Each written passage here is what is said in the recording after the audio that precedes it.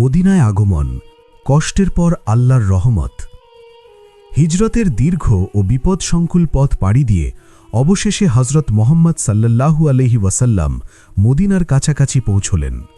বহু বছর ধরে কষ্ট, নির্যাতন, অপমান আর ত্যাগের পর আজ সামনে এক নতুন অধ্যায়। মদিনার মানুষ আগে থেকেই অপেক্ষা করছিলেন। প্রতিদিন তারা শহরের বাইরে এসে তাকিয়ে থাকতেন, আজ কি আল্লাহর রসূল সাল্লাল্লাহু আলাইহি ওয়াসাল্লাম আসবেন। যেদিন তিনি মদিনায় প্রবেশ করলেন সেদিন পুরো শহর আনন্দে মুখর হয়ে উঠল। নারী, পুরুষ, শিশু সবাই রাস্তায় বেরিয়ে এলো। তাদের মুখে ছিল একটি গান, তালা আল বাদরু আলাইনা মিন সানিয়াতিল বিদা। এই ভালোবাসা ছিল সম্পূর্ণ নিঃস্বার্থ। যে মানুষটিকে মক্কায় পাথর ছোড়া হয়েছিল, আজ তাকেই মানুষ চোখের মনি করে বরণ করে নিচ্ছে। হজরত মোহাম্মদ সাল্লাল্লাহু আলাইহি ওয়াসাল্লাম কারো বাড়িতে নিজে থেকে ওঠেননি।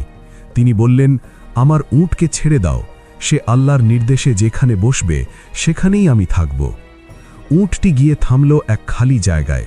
সেখানেই পরবর্তীতে নির্মিত হয় মসজিদে নববী, ইসলামের ইতিহাসের এক গুরুত্বপূর্ণ কেন্দ্র। হজরত মোহাম্মদ সাল্লাল্লাহু আলাইহি ওয়াসাল্লাম নিজ হাতে মসজিদ নির্মাণে অংশ নিলেন। তিনি শুধু নবী ছিলেন না, তিনি ছিলেন একজন নেতা, একজন শ্রমিক, একজন পথপ্রদর্শক। মদিনায় এসে তিনি মুহাজির ও আনসারদের মধ্যে ভ্রাতৃত্ব স্থাপন করলেন। যারা নিঃস্ব হয়ে এসেছিল তারা ভাইয়ের ভালোবাসা পেল। বিভেদ নয়, এখানে প্রতিষ্ঠিত হল পৈক্য। এটাই ছিল আল্লাহর প্রতিশ্রুত সাহায্য।